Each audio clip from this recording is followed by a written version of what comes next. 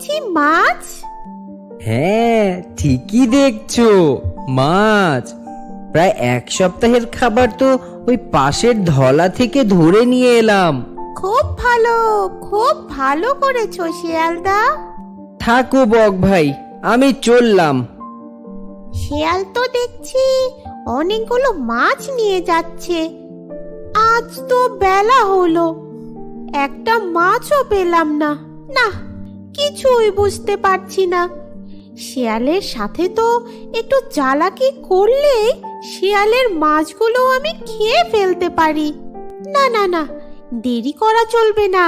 শিয়ালের আস্তানায় এখনই যেতে হবে।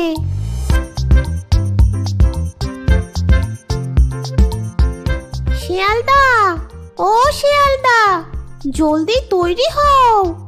কেন বক ভাই, কি হয়েছে বলো তো?